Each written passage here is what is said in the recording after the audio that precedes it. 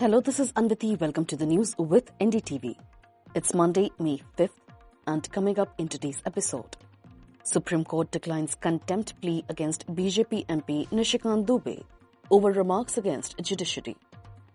National Commission for Women condemns online trolling of Navy officer's widow after peace appeal in the aftermath of Pahalgam Attack.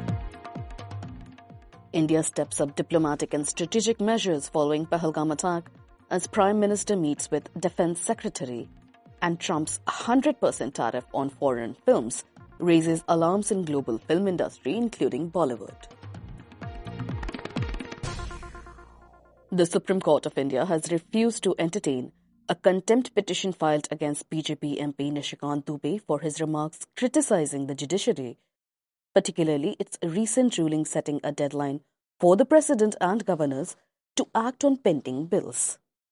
During the hearing, Chief Justice Sanjeev Khanna responded firmly when concerns were raised about the need to safeguard the judiciary's dignity. He said, "Our shoulders are broad enough," after Advocate Vishal Tiwari highlighted the significance of upholding the institution's respect. Mr. Tiwari had filed the petition alleging that Mr. Dubey's statements were insulting and condemnable and urged the court to initiate contempt proceedings. He submitted, quote, "The dignity of the institution has to be protected. It cannot go on like this." Earlier, the court took cognizance in the Delhi Judicial Services case. Despite the concerns raised, the court made it clear that it would not proceed with contempt plea. "We will be passing a short order. We will record some reasons. We will not be entertaining it. But we will give an order," CJI Khanna said. Mr. Dubey, a member of parliament from Godda in Jharkhand, has launched a scathing attack on the judiciary following its landmark ruling last month that directed the president and governors to take decisions on pending bills within 3 months. This happened after Tamil Nadu government repeatedly criticized the government of halting or not passing bills that were passed by the state, claiming that he was acting in tandem with the centre.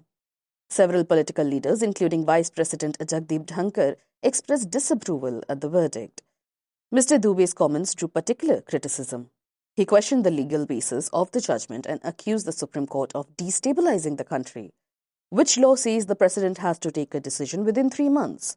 he asked, adding, "This means you want to take this country towards anarchy. Supreme Court is responsible for inciting religious wars in the country," he added. He further suggested that if all matters were to be settled by the court, then parliament and state assemblies were redundant. Following public backlash, the BJP distanced itself from Mr. Dubey's remarks, stating that the party respects the judiciary and that his views were personal.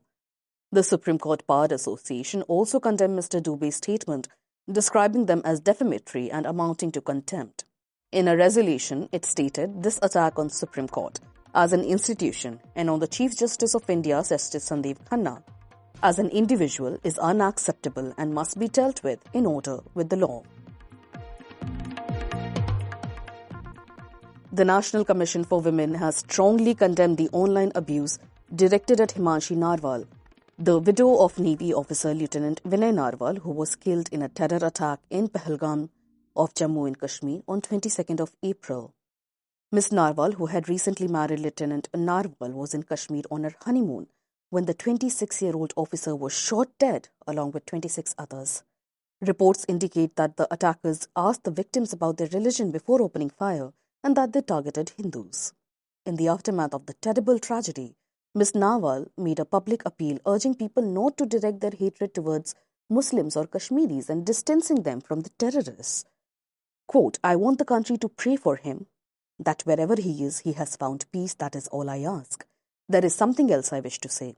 I see hatred growing directed at Muslims and Kashmiris. We do not want this. We only wish for peace, nothing else." She called for justice for those responsible for the attack and made a clear distinction that public trolling and outrage against all Muslims of the country should not happen.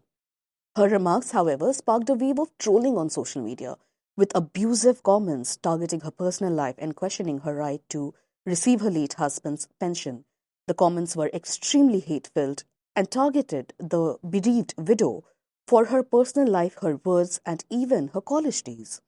The NCW issued a statement on X today saying, "After Lieutenant Vinay Narwal's death, The way his wife, Himanshi Narwal, is being targeted on social media for a remark is extremely condemnable and unfortunate. Targeting a woman for her opinions or trolling her about her personal life is not acceptable at all. The panel added, any agreement or disagreement must always be expressed decently and within constitutional boundaries. The National Commission for Women is committed to protecting every woman's respect and dignity.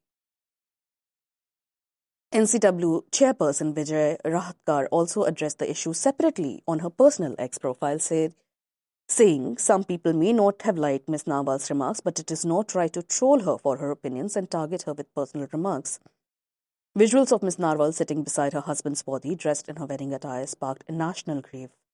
Many social media users have since rallied in her support and called on authorities to take action against those spreading hate. The comments against Ms. Narwal range from abusing her family, abusing her opinions, and even claiming that she could have had a hand in his death, while the widow already mourns the death of her husband. 12 days after the deadly terror attack in Jammu and Kashmir's Pahalgam, which claimed 26 lives including 25 tourists and a local pony operator, Prime Minister Narendra Modi continues to hold high-level meetings with senior defence and security officials. Today he met with Defence Secretary Rajesh Kumar Singh, according to sources. This follows recent meetings with the Army, Navy and Air Force chiefs as the government calibrates its response to the incident. Prime Minister Modi has already issued a stern warning stating that those responsible for the attack will receive a punishment they cannot imagine. The government has since taken a series of diplomatic actions aimed at Pakistan, which is suspected of having links to the attack.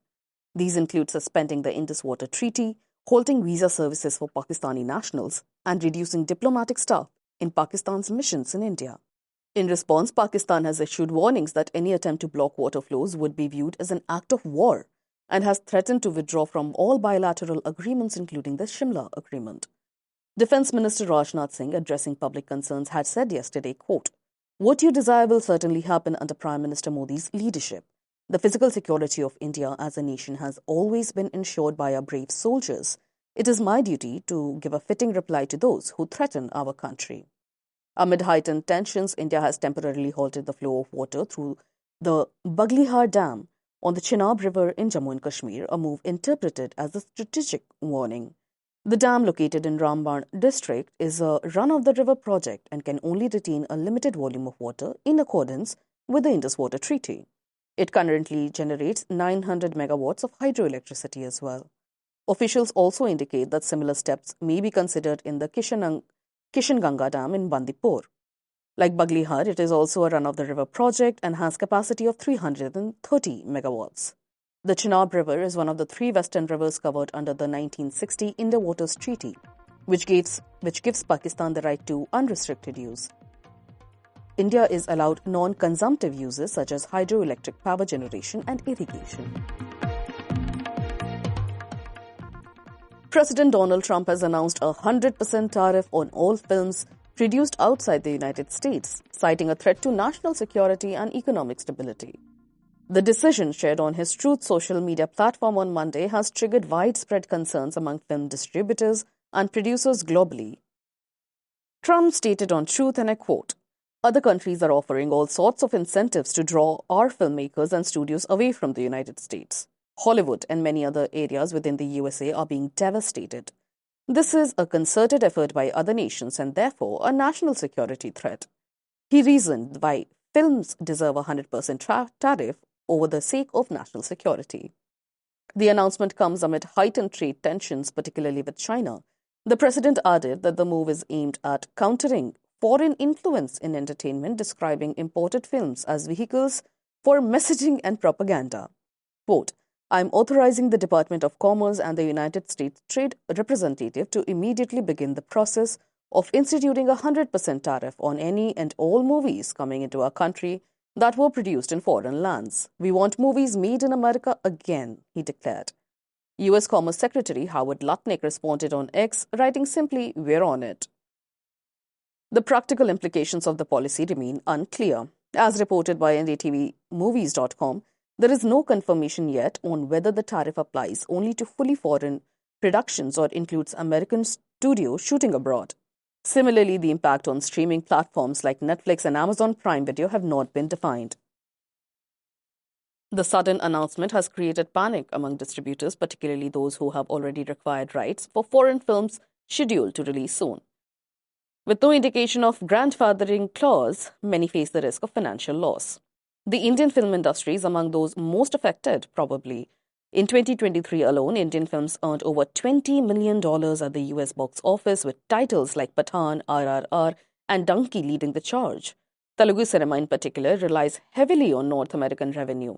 Industry experts warn that a 100% tariff could double distribution costs, making it financially unfeasible to release Indian films in the United States. If it is a theatre-released film, we still don't know about streaming platforms. Deals for upcoming films, including Kill and Salar, have reportedly been paused. Distributors are seeking clarity on whether the policy will apply retroactively or extend to digital platforms. Stakeholders across global film industry now await further guidance as the tariff plan begins its implementation process. That's all for today. You were listening to the news with NDTV, your daily newspaper and TV bulletin wrapped in a compact podcast. If you want to catch up with the day's events in a hurry, do remember to subscribe to the News with NDTV on Apple, Spotify and the NDTV News app. This is your host Anviti, signing off.